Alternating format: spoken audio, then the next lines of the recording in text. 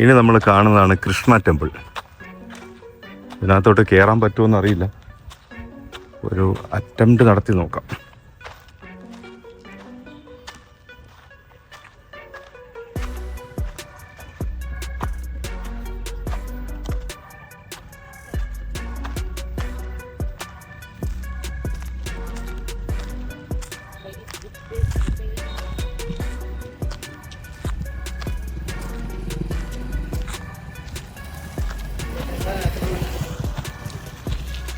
Closed ആണോ കേട്ടോ? Closed कितने बजे ओपन है? टुमारो. अभी क्लोज हो गया. അങ്ങോട്ട് പോവാം.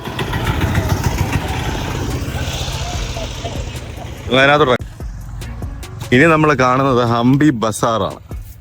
ഹംപി ബസാറിലേക്ക്, അതായത് നമ്മൾ കാണേണ്ടത് വർഷങ്ങൾക്ക് മുന്നേ വിജയനഗര സാമ്രാജ്യത്തിലുള്ള കച്ചവടക്കാർ ഇവിടെ വന്നിരുന്നാണ് കച്ചവടം ചെയ്യുന്നത്. കാര്യം ആ കാലഘട്ടത്തിൽ ട്രേഡ്സ് ഒരുപാട് പ്രോത്സാഹിപ്പിച്ച ഒരു കാലഘട്ടമായിരുന്നു ഈ വിജയനഗര സാമ്രാജ്യത്തിൻ്റെ പ്രതാപ കാലഘട്ടം. അപ്പോൾ പല രാജ്യങ്ങളിൽ നിന്ന്, അറേബ്സിൽ നിന്നും പല രാജ്യങ്ങളിൽ നിന്നും കച്ചവടക്കാർ ഇവിടെ വരികയും അവരെല്ലാം അവരുടെ ഉൽപ്പന്നങ്ങൾ വിൽക്കാൻ ഉപയോഗിക്കുന്ന ഈ ബസാറിൽ വെച്ചിട്ടാണ്, ഈ ചന്തയിൽ വെച്ചിട്ടാണ്. ഞങ്ങൾ അതിൻ്റെ ബാക്ക് സൈഡിൽ കൂടെയാണ് ഇപ്പോൾ നടക്കുന്നത്. അതങ്ങ് അറ്റം വരെ നീണ്ടു കിടക്കുക. എല്ലാം തന്നെ കല്ലിലാണ്, എല്ലാം തന്നെ കല്ലിലാണ് തീർത്തിക്കുന്നത്. ഇതിനു മാത്രം കല്ല് ഇവിടെ നിന്ന് വെട്ടി എടുത്തിട്ടുണ്ട് എന്നുള്ളതാണ്. അതിൻ്റെ വ്യൂ തന്നെ, അതായത് നിങ്ങൾ ഇതുണ്ടല്ലോ, ആ കച്ചവടം നടത്തുന്നതിൻ്റെ ബാക്ക്ഗ്രൗണ്ടിലെ വ്യൂ എന്ന് പറഞ്ഞാൽ ഈ ഒരു ബൃഹത്തായ അമ്പലമാണ് ബാക്കിൽ.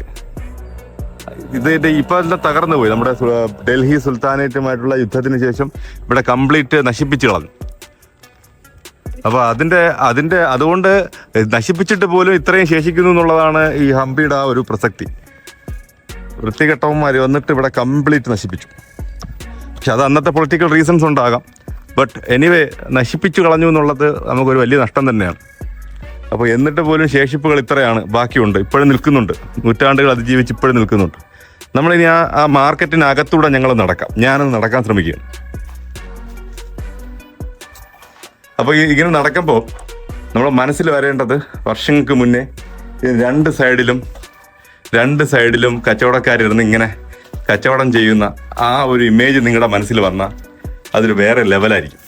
അങ്ങനെ ഒരു സങ്കല്പത്തിലാണ് ഞാനിപ്പോൾ നടക്കുന്നത്.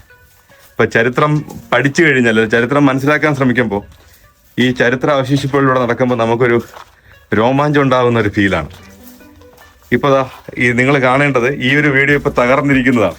പക്ഷെ നിങ്ങളുടെ മനസ്സിൽ വരേണ്ടത്, വർഷങ്ങൾക്ക് മുന്നേ കുറേ ആൾക്കാർ അവരവരുടെ ഉൽപ്പന്നങ്ങൾ വിൽക്കാനായി ഈ ചന്തയുടെ അപ്പുറവും ഇപ്പുറം, അതായത് ഈ ഒരു കൽമണ്ഡപത്തിൻ്റെ രണ്ട് സൈഡിലായിട്ടിരുന്ന് ബാർഗെയിൻ ചെയ്യുന്നതൊക്കെ ഒരുപാട് ആൾക്കാർ വരുന്നു, അത് കച്ചവടത്തിന് വേണ്ടി ബാർഗെയിൻ ചെയ്യുന്നു. ഇതൊക്കെ ഒന്ന് സങ്കല്പിച്ച് നോക്കിക്കഴിഞ്ഞാൽ വേറെ ലെവലാണ്. ഞാനിതാ ഇവിടെ തൊടുകയാണ്. ഇവിടെ പക്ഷേ വർഷങ്ങൾക്ക് മുന്നേ ആരൊക്കെയോ ഇതിൽ തൊട്ട്, അല്ലെങ്കിൽ അവരുടെ കൈസ്പർശം ഏൽപ്പിച്ച കരിങ്കല്ലുകളാണിത്. എന്തല്ലേ!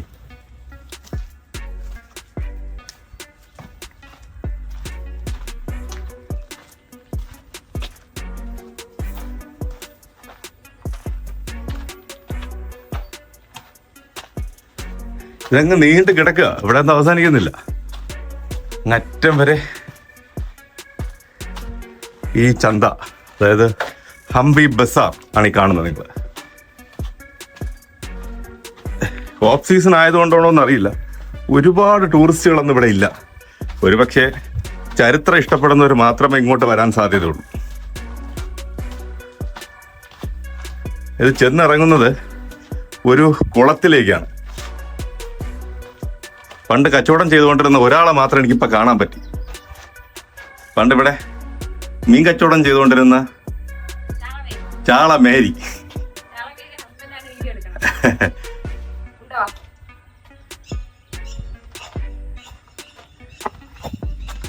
അത് വന്നിറങ്ങുന്ന നോക്കിയേ. അങ്ങനെ നടന്ന് വരുമ്പോൾ നമ്മളൊരു കുളത്തിന് നടുക്കാണ് ഇറങ്ങുന്നത്. ആ കുളത്തിന്റെ നടുക്ക് തന്നെ. അപ്പൊ നിങ്ങൾ ഇങ്ങനത്തെ കുളം അല്ല അന്ന് കാണേണ്ടത്. അവിടെ നിറയെ വെള്ളം, അതിൽ നിറയെ ആമ്പലൊക്കെ നിൽക്കുകയും വാട്ട് എ ബ്യൂട്ടിഫുൾ. നടുക്കൊരു കൽമണ്ഡപം. ഇറിഗേഷൻ, അതായത് വെള്ളം കൊണ്ട് ഇവിടെ എത്തിക്കുക. തുംഗഭദ്ര നദിയിൽ നിന്ന് അവര് വെള്ളം ഇവിടെ എത്തിക്കാനുള്ള ചാനലുകളൊക്കെ വമ്പ അത്ഭുതമായിരുന്നു.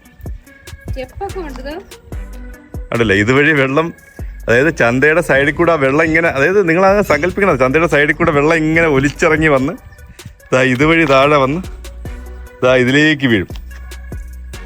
അങ്ങനെ നിറഞ്ഞ് നിൽക്കുന്ന ഒരു അമ്പലക്കുളം എന്ന് പറയാൻ പറ്റും. ഇവിടെ അമ്പലം ഇല്ല, അമ്പലം ബാക്ക് സൈഡിലാണ്.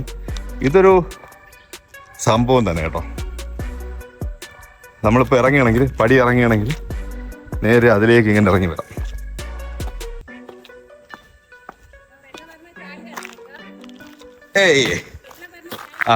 അമ്പലക്കുളത്തിനകത്താണ് ഞാനിപ്പോൾ നിൽക്കുന്നത്. ഇതിൻ്റെ വ്യൂ എടുക്കണമെന്നുണ്ടെങ്കിൽ അത് ഇങ്ങനെ കറങ്ങി എടുത്താലേ ആ ഒരു വ്യൂ മനസ്സിലാവും. നമ്മുടെ JCBയും ഒരു മണ്ണാങ്കട്ട ഇല്ലാതിരുന്ന കാലഘട്ടത്തിലാണ് ഇത്രയും കല്ലുകൊണ്ട് എല്ലാം തകർന്നു പോയിട്ട് പോലും അതിനൊരു ഭംഗിയുണ്ട്. വാവ്, അടിപൊളി. ഒരിക്കലെങ്കിലും നമ്മൾ വന്ന് കണ്ടിരിക്കേണ്ട സ്ഥലമാണ് ഹംപി. വിജയനഗര ഡൈനാസ്റ്റിയിലെ മഹാറാണി എഴുന്നള്ളുന്നു. ഡും ഡും ഡും ഡും ഡും ഡും ഡും ഡും. ഇത് കഥകളി.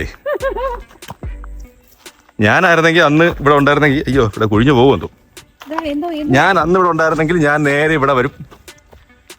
നേരെ ഈ ഒരു ഷവറിന്റെ താഴെ വന്നിരുന്നു കുളിച്ചേനെ, അറമാതിച്ച് കുളിച്ചേനെ. തുംഗഭദ്ര നദിയുടെ വെള്ളം എൻ്റെ തലയിൽ വന്ന് വീഴും. ഇതാ ആ ഒരു കുളത്തിൻ്റെ ബാക്ക് സൈഡിൽ നിന്നുള്ള വ്യൂ ആണ്. അതായത് അവിടെ നിന്നേ കറങ്ങിയാണ് മാർക്കറ്റ് വരുന്നത്. ഈ ഒരു കുളത്തിന് ചുറ്റുമായിട്ടാണ് മാർക്കറ്റ്. വാസ്കോഡ ഗാമയുടെ കാലഘട്ടത്തിലുള്ള ഒരു പോർച്ചുഗീസ് എഴുത്തുകാരൻ പറയുന്നതനുസരിച്ചിട്ട് ഒരു കാലത്ത് റോമിനേക്കാൾ, അയാൾ റോം കണ്ടിട്ടുണ്ട്, റോമിനേക്കാൾ സമൃദ്ധമായ ഒരു സാമ്രാജ്യമായിരുന്നു ഈ വിജയനഗര എന്നാണ്. അപ്പോൾ റോമ സാമ്രാജ്യത്തെ പറ്റി നമുക്ക് എല്ലാവർക്കും അറിയാം. ഒരു സമയത്ത് ഏറ്റവും വലിയ സാമ്രാജ്യമായിരുന്നു. അതിനേക്കാൾ മികച്ചതെന്ന് പറയുമ്പോൾ എത്ര കിടുവായിരിക്കും ഇതെന്ന് നമുക്ക് ഊഹിക്കുക എന്നുള്ളതേ ഉള്ളൂ.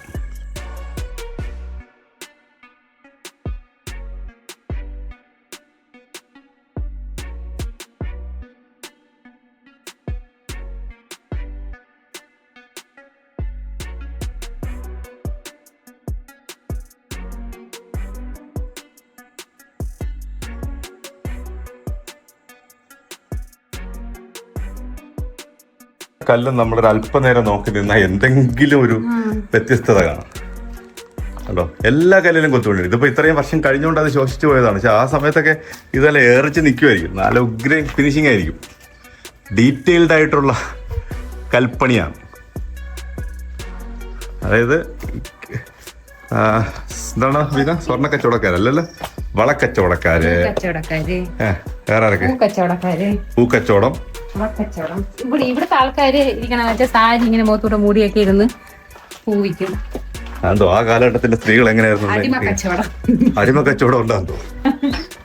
എന്തായാലും കച്ചവടം നടക്കുന്ന ഒരു സ്ഥലമാണ്. കുതിര കച്ചവടം, യുദ്ധത്തിന് പോണ ആയുധങ്ങൾ വിൽക്കുന്ന സ്ഥലം.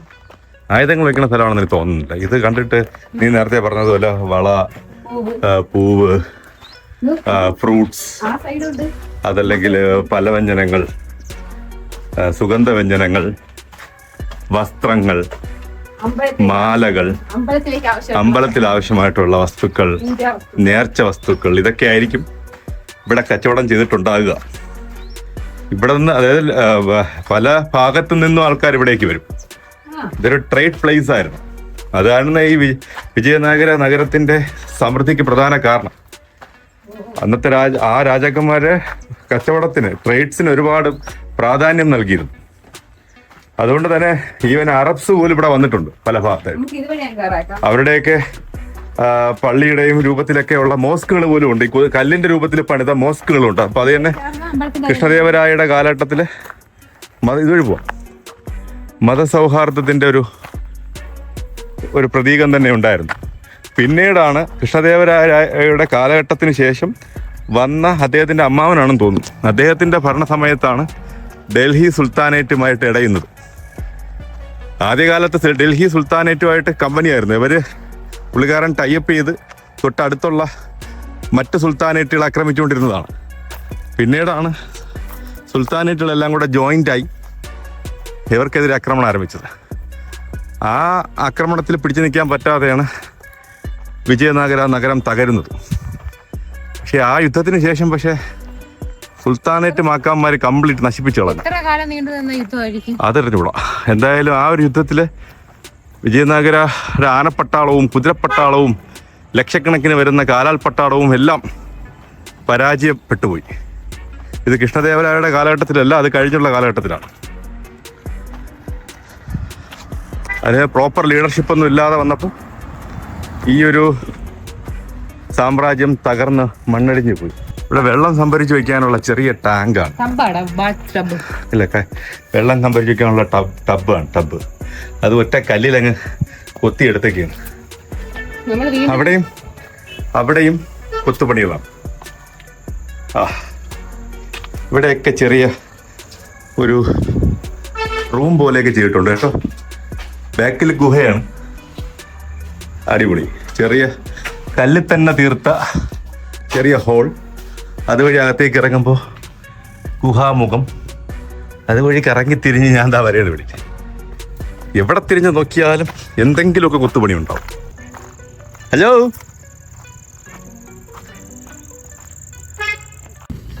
ഏഷ്യൻ പാത്വേ 75 മീറ്ററും വിരുപക്ഷപുര 500 മീറ്ററുമാണ്. നമുക്ക് ഏഷ്യൻ പാത്വേ എന്ന് പറഞ്ഞാൽ പുരാതന പാത. ആ പാതയിലൂടെ നമ്മൾ നടക്കാം.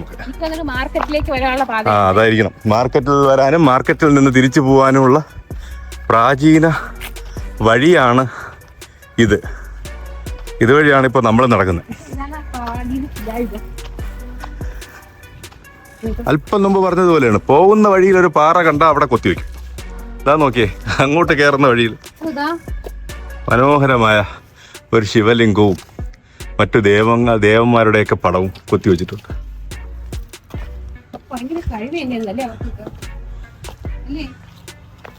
അതെ, ഇതാണ് പ്രാചീന പാത. അവിടെ ഒരു നന്ദിദേവിയുടെ ആണെന്ന് തോന്നുന്നു ഒരു സ്റ്റാച്ചു ഉണ്ട്. സന്ധ്യയായി വരെയാണ്. ഇനി എത്രമാത്രം ക്ലാരിറ്റി വരുമെന്ന് അറിയില്ല. കൽപ്പണികൾ സമർത്ഥമാണ്.